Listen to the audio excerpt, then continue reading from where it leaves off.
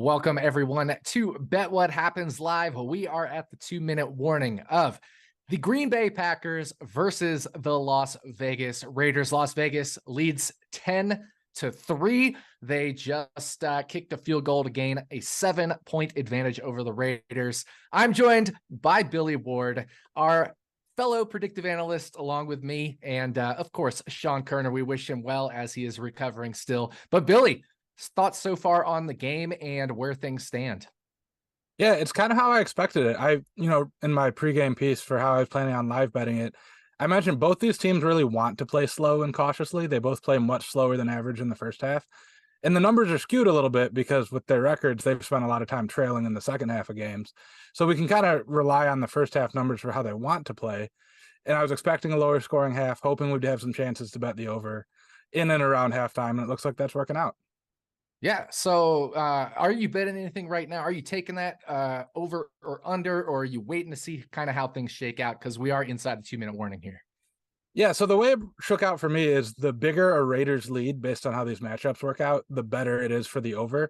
And the Raiders get the ball to start the second half. So I might even be tempted to wait for their first possession in the second half, unless, of course, they get it back here and score to go up by more than 7.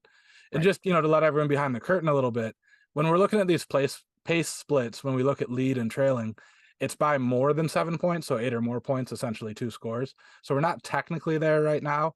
Although, if you're up 7 and have the next 2 possessions, which could be the case very soon, that's almost as good as being up 2 possessions. It's a similar situation. Yeah, definitely. So right now, of course, Green Bay does have the ball down by 7 points, but they are in a 3rd and long situation here. So we'll have to kind of see how this shakes out.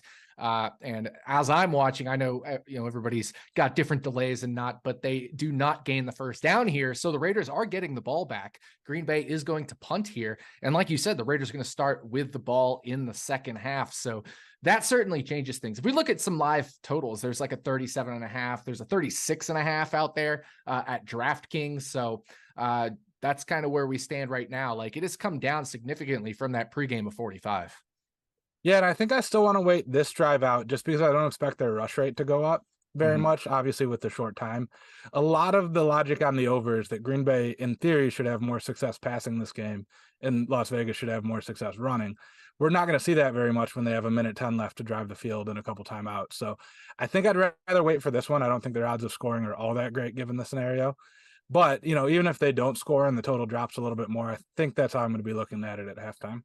And to your point, Billy, if I flip the game state to the second half, and let's say this were to be the same game state, now that's a big if, Las Vegas would be expected to run about 7.5% more than their pregame projection, versus right now only 3% more than the pregame projection. So that 4.5-5% jump right there, just from flipping to the first half of the second half, is because we're in this 2-minute warning, or 2-minute drill scenario where they're going to be throwing to move the ball down the field before halftime. So that goes exactly to your point, where flipping over to halftime and not having a time crunch to get your drive in, it will really change the pass rush split here. So we do have Las Vegas with the ball.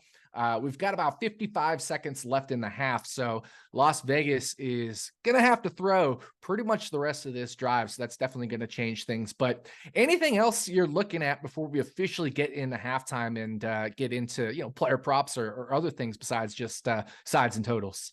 Yeah, and it goes exactly with, the same logic as betting the over and, betting on the Vegas run game. Is I'm looking at Josh Jacobs overs.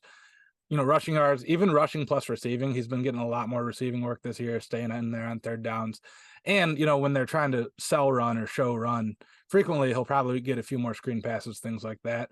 The Packers are 25th in DVOA against the run, 18th against the pass. So it's not a huge difference, but I do expect more efficiency for Vegas in the run game, which obviously would be a good thing for Josh Jacobs.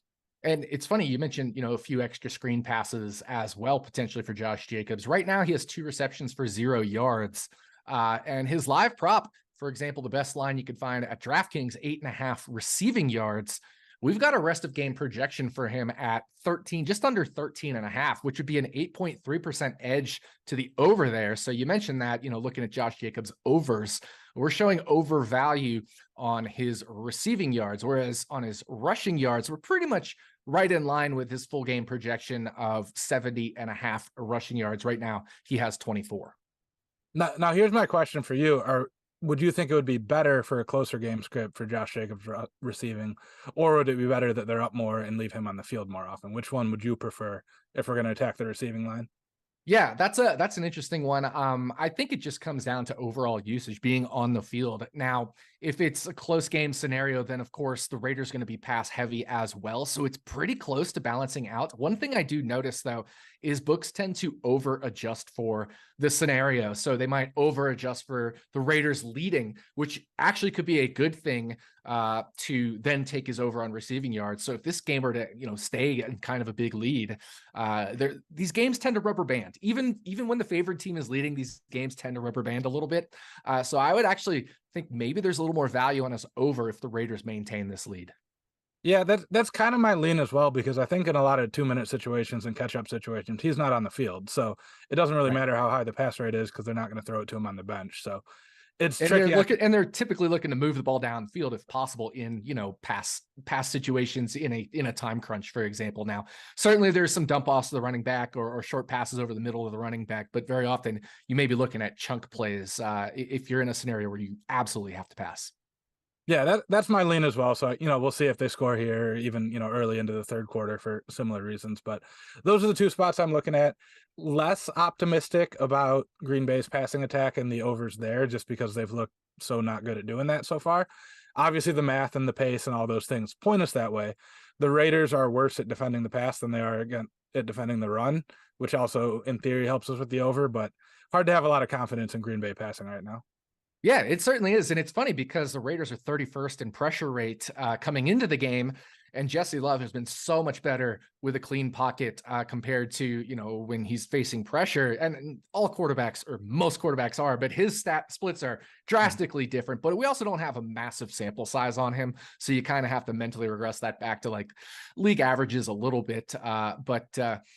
Yeah, I agree with you. They haven't looked as good maybe as people expect. And of course, that's part of why the Raiders lead 10-3. They're a little lucky there if we want to talk luck rankings, simply because of the interception that Jesse Love had in his own territory, which led to those 3 points for the Raiders. But yeah, it's one of those spots where the numbers maybe and how they've looked on the field conflict a little bit because the Green Bay passing attack theoretically should be good, especially against this Raider defense. And considering Green Bay has been more efficient in the passing game, but they actually in practice haven't looked as good so far in this game. Yeah. And I had this coming into the game as a slightly above average offensive line matchup for the Packers, but I think, did Max Crosby miss a game or two for the Raiders before this one? I believe so. At one point. So I think that was holding down Vegas's numbers a little bit. And, he's been a terror back there. He blew up that one reverse where the guy was pulling, trying to block him and didn't even get to it. So obviously that's, a big factor, that pressure. Honestly, and this is a Lions fan saying this, he reminds me a lot of Jared Goff. If you get him some really good weapons and a clean pocket, he can look great. Jordan Love, when he's under any kind of duress or stress, not really the quarterback you want back there. So we'll see if Green Bay can shore that up at halftime, or if the negative game script just makes it even more obvious that Vegas can bring blitzes and bring pressure. Definitely. And real quick, just want to point out Jakobi Meyers did catch a pass here, but it looks like they do have the ball at their own 42. That would be the Las Vegas Raiders. With 35 seconds left on the clock, that pass was ruled as a catch. And Garoppolo now throwing downfield once again, hitting Jakobi Meyers. I believe he's number 16. Yeah, he's 16. Sorry. Yeah, he's 16. And Devontae Adams is 17. I always have them backwards in their numbers. But yeah, that was Jakobi Meyers grabbing another catch here. So he already has 4 for 53.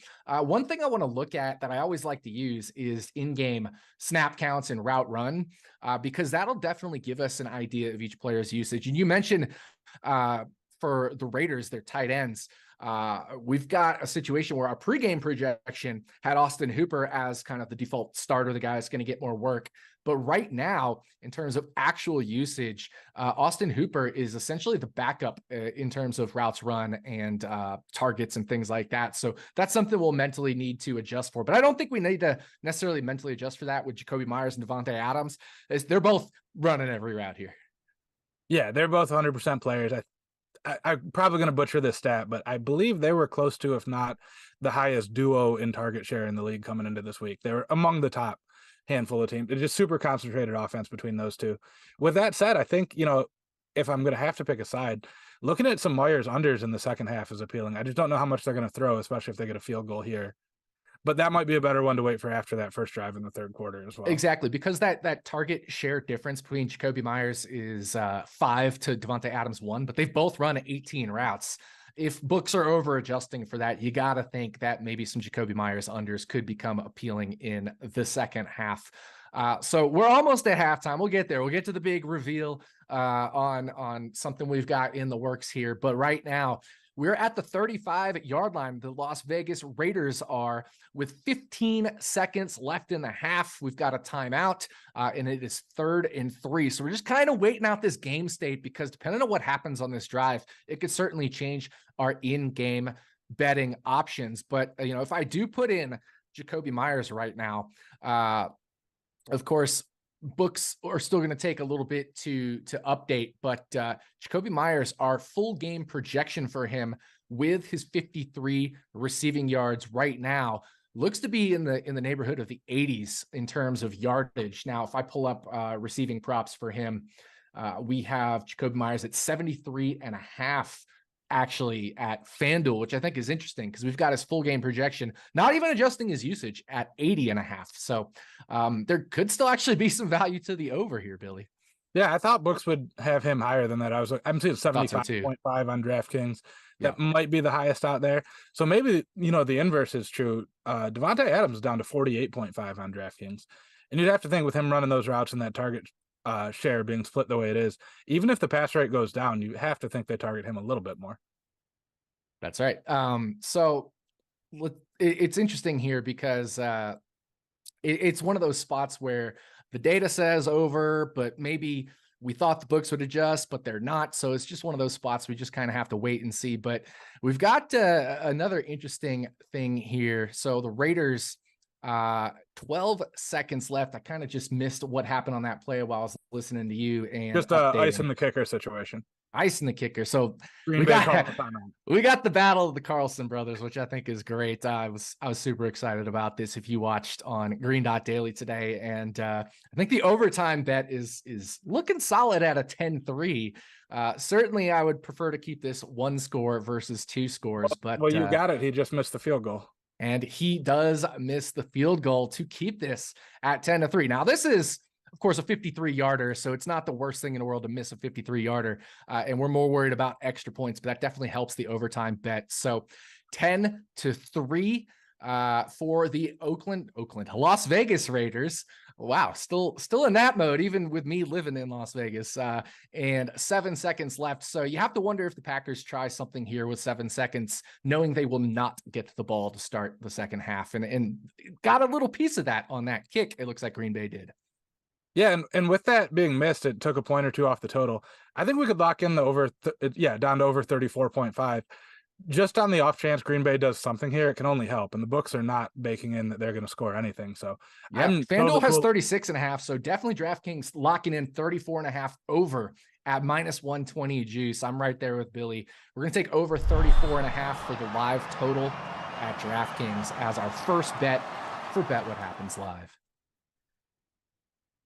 So 1 play left here. The Green Bay Packers looking to try something, but Love is just going to run it out of bounds to end the half. So we do go into halftime with the Las Vegas Raiders leading by a score of 10-3 over the Green Bay Packers. Las Vegas is going to start with the ball in the second half. So now it is time to reveal our new player props live in-game betting tool that not only will you be able to use for Monday Night Football or Thursday Night Football while you watch with us on Bet What Happens Live, but We actually will have this new in-game live player prop betting tool with our live projection for all of the Sunday games. So when you got all those going on all at the same time, you'll be able to just come right here to this dashboard that we have. If you look at the screen here, and you'll be able to see, just for example, Jacoby, right now, our biggest edge, if we just look across the board in terms of like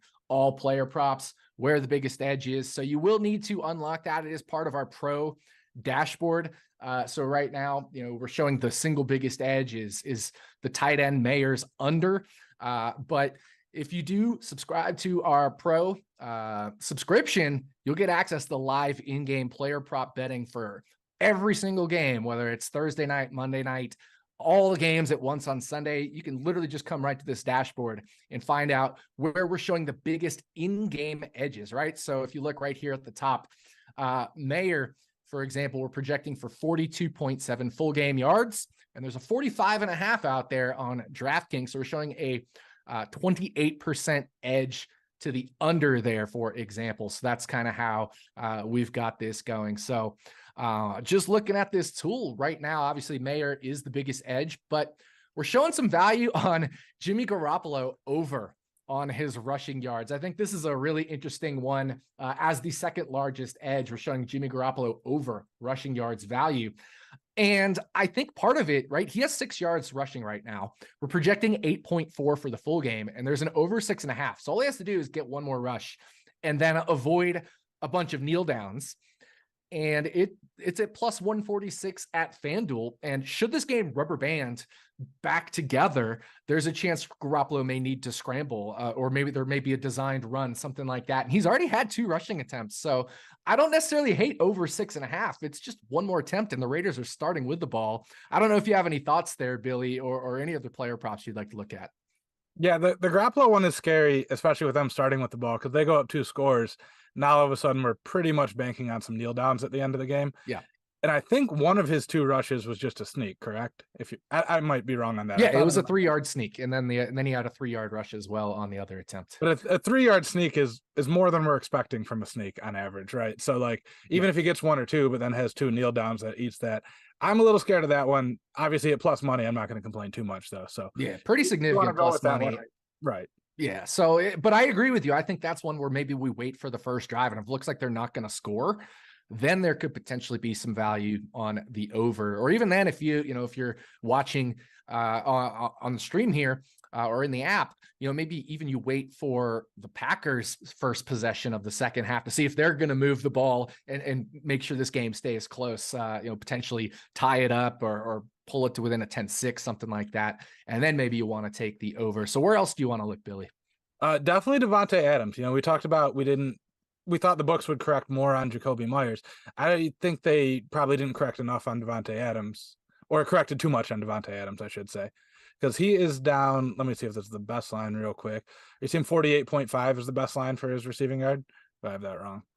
Devontae Adams is right now, best line I'm seeing is the lowest line. Yes, 44.5 at FanDuel. We're showing right now projection of 55.5 full game for Devontae Adams.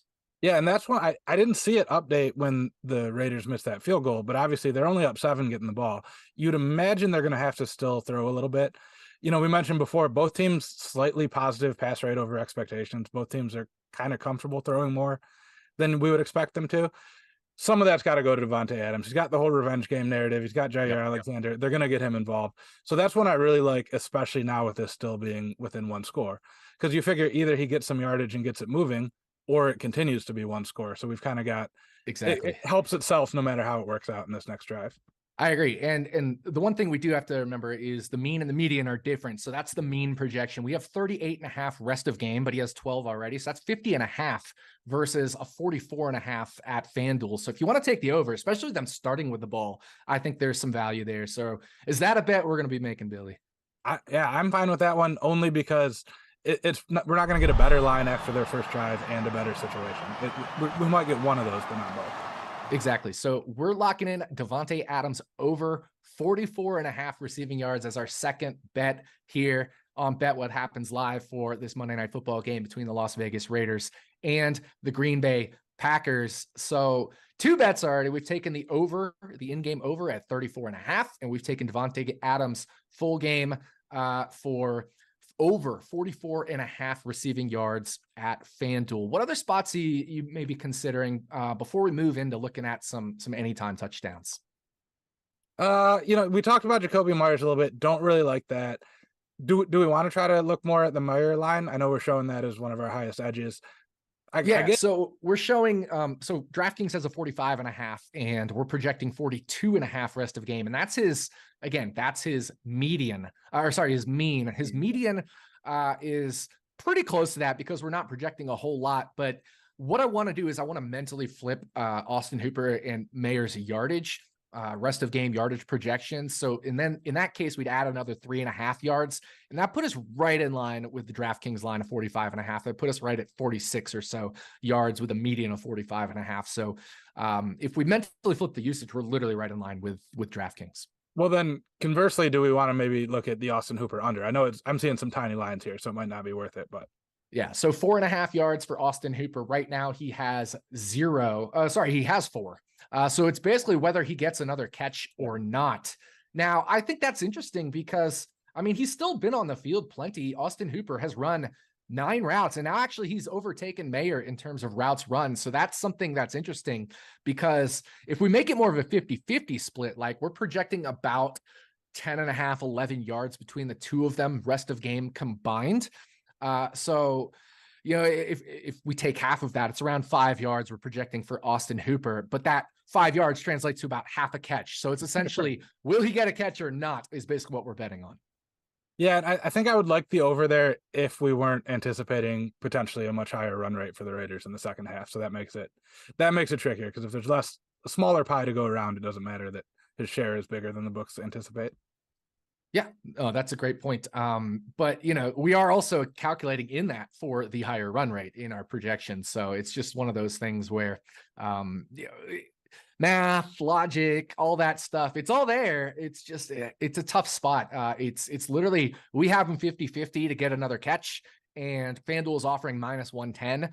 So I don't see it as a ton of edge, but I do see it like as a little bit of edge, right? Our live prop dashboard is showing a pretty significant edge, around a 12% edge, but that is with his pregame usage projection rather than maybe a 50-50 split. So some of that edge goes away. And that's the thing, even with this live prop dashboard, there's still things you always want to look for, which is don't just blindly trust the dashboard. Also make sure you look into the live data. And that's why I like to keep certain things open, certain tabs open while I'm live betting to make sure the math and the projections match what we're seeing on the field. So no bet there on either of the tight ends.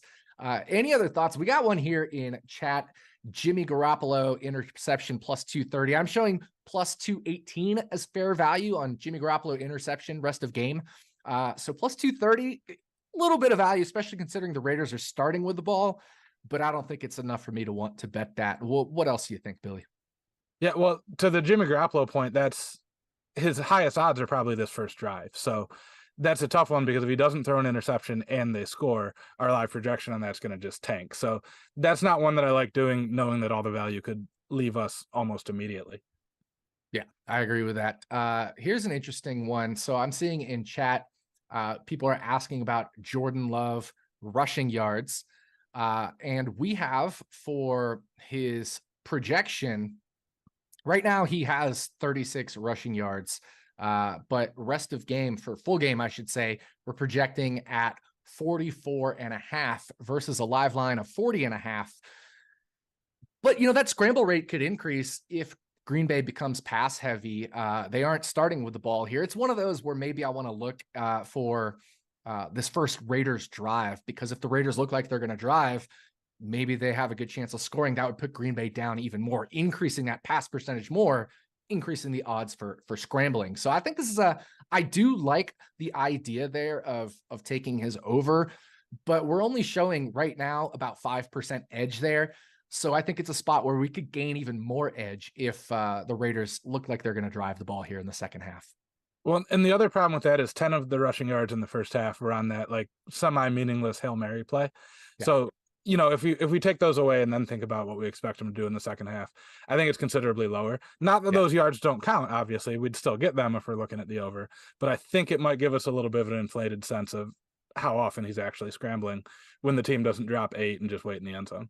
Exactly. So right there with you. But one thing I do want to turn our attention to, and again, I always like to say, look over at Bet365 if you have that available in your state, because their second half anytime touchdown lines typically tend to be the best across the books. Of course, if you don't have it available, make sure you're just shopping around for the best odds. But based off what you've seen, based off of the game situation here, right, with the Raiders leading, them more likely to rush, and Green Bay being more susceptible to rush, and vice versa, where do you think there may be some anytime touchdown value? Yeah, I mean, Josh Jacobs seems like the obvious choice, right? Right. He's not running as efficiently as we have him projected for ahead of time, which you hope will regress. I don't see a reason why it wouldn't. It's not like Green Bay is a stifling, you know, run defense. And, you know, he's going to get more looks in the second half, one would imagine.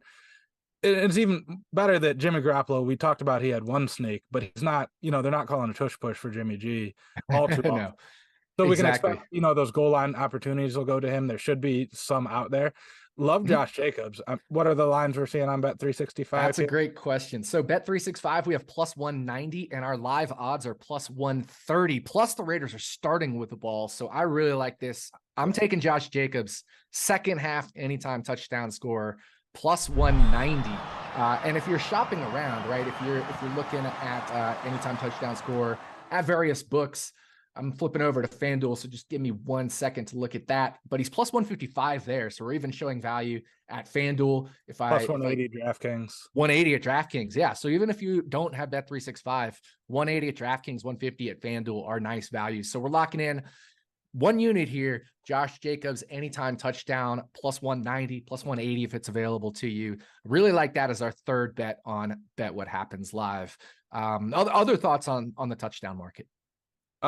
Not touchdown market, but if I can pivot a little bit, Mm-hmm. you know, we had the question about the Jimmy G interception. I think the Jordan Love interception is the far better way to play this. He obviously has one already, but he's plus 155 to go over 1.5 interceptions. Mm-hmm. You know, has not looked accurate, been under a ton of pressure from Max Crosby, and they'll be trailing. They'll be trailing at least a touchdown when they get the ball back. You know, maybe 2 touchdowns or somewhere in between. I think that's a really good way to approach this. You know, Gilles Gallant talks about frequently that quarterbacks trailing in the second half at plus money interception odds. Those are near auto pick for him if all of those things line up that way.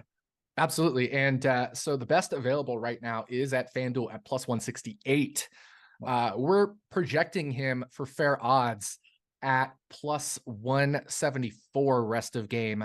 So I'm not going to do it. It's like right in line with the best available. So not a massive edge, but certainly one I think that, you know, you definitely could consider there. And that's an easy one where if the Raiders score here, the odds will be just as good, I'm guessing, because there'll be less time on the clock. So the book's algorithm, they're going to give you just as good, if not better odds. Exactly. But the true odds will be higher because we're giving them a higher pass rate down further. So that one seems like an easy one. If we get a score from Raiders here and the lines don't change too much or change favorably, that might be the time to do that. Yeah, definitely. I think that I agree with that. So there's definitely some spots we could wait for the first drive of this half, or even potentially, you know, the Packers' first drive. And as I say that, we are coming out here for the start of the second half. So let's keep that in mind right now. Of course, Las Vegas with the ball, 1st and 10 at their own 25-yard line after the touchback. So real quick to recap, we have the over 34.5 for the game total. We have over 44.5 for Devontae Adams receiving yards. And we have second half or anytime touchdown or just anytime touchdown for Josh Jacobs at plus 190. Am I missing anything else, Billy? Did I forget something? I might have. No, I think those are all the bets. You did just miss a 7-yard Austin Hooper reception. So that one Oh, no. First play coming out of halftime. First play coming out of halftime. We were considering the over there, right? Because their usage kind of balanced back. It started early on with Mayer getting higher usage. And then as the half ended, especially in that 2-minute drill scenario, Austin Hooper ended up running a bunch of the routes. And now we come out right off the bat, Austin Hooper gets a reception. So it's one of those things, like, did we over adjust our mental priors for the start there? And then it was 50-50. Who knows? But that's the fun thing about live betting. You gotta take everything into account, whether it's the live projections, your priors, what you've seen on the field, and then try to figure out how much you mentally adjust them. But Austin Hooper was one of those that we were having projection value on. And right, so the nice thing about this live prop tool, especially if you use it on web, you can literally just type in the search box. Right, I can type in the search box Hooper, and it'll show me all the live available edges on Austin Hooper, and then I can click specific props. Like I can click over on interception. I of course have to clear Hooper out of my search box because he's probably not throwing an interception. But then it can show you your Jimmy Garoppolo, your Jordan Love. I keep mixing up my NASCAR drivers with my football players. We've got an A Dillon, we've got a J Love, which are both NASCAR and football players in this game. So apologies if I screw up some names here as the resident NASCAR expert here at Action as well. But so we considered a few props during this drive. What are you seeing right now? Where may you be looking as this drive continues? Yeah, it's really, we have so much, I think, mentally pending whether the Raiders score here and just tilt that game script even more to what we're looking at. Like we were talking about the interception. If they don't score, maybe, Jimmy Garoppolo interception just happened now. So shout out to whoever was in the chat who asked for that one. You got that one early too. There's that Jimmy G interception that Jill, I believe it is, G-Dub in chat was saying to bet. I had. Oh, was that him? I thought it was just. I had super thin value on it. And didn't want to bet it because it wasn't a huge edge. It was a little edge, but Jimmy G with the interception there. So shout outs to Gilles Gallant there for grabbing that. If he did at plus 230 live, we had plus 218 as fair. So it was, like I said, very thin value, but we technically did have value on that interception prop. So Green Bay has the ball. How does that change things? Before we sign off, how does that change things for you, knowing that Green Bay has the ball deep inside, not super deep, but deep inside Raiders territory, inside field goal range? Yeah, I mean, in theory, this helps the over just because they're close to scoring when they get the ball. I think sports books are going to give us a lot of closing line value if the Packers tie it up here on the over that we took already. I'd be considering trying to middle that one if the Packers do score. I actually don't like it as much in a close game as I do when the Raiders can just hand it to Josh Jacobs for the reason we just saw. We're not super confident in the passing attack. So that's the biggest thing for me is if the Packers score right away here and we get 3, 4, or 5 points of value based on that over, I'd be more than happy to just middle that one out, hopefully catch both of them. But even if we lose one of them at minus 110 or whatever, we're not too sad about it. I agree. So real quick, I just dropped in the YouTube chat the link where you can find our new live player prop betting tool. It has the edges. It looks across all the books. It has our in-game live player projections all right there. Make sure you go to that link. If you aren't subscribed to our pro subscription, subscribe so you can get access to that. You can live bet every single game on Sunday and just pull up that dashboard. Literally, it'll just have the top edges right at the top, and then you can decide if you want to bet those or not. But that is going to do it for Bet What Happens Live for this Monday Night Football game between the Raiders and the Packers. Once again, we have 3 bets. We took over 34.5 total points. We took Devontae Adams over 44.5 receiving yards. And we took Josh Jacobs anytime touchdown, plus 180, plus 190, depending on where you could get it. So, Billy, thanks for joining me. We'll have Grant back on Thursday night, and we'll be using this dashboard as well on Thursday Night Football for the next Bet What Happens Live. Good luck with your bets, everyone.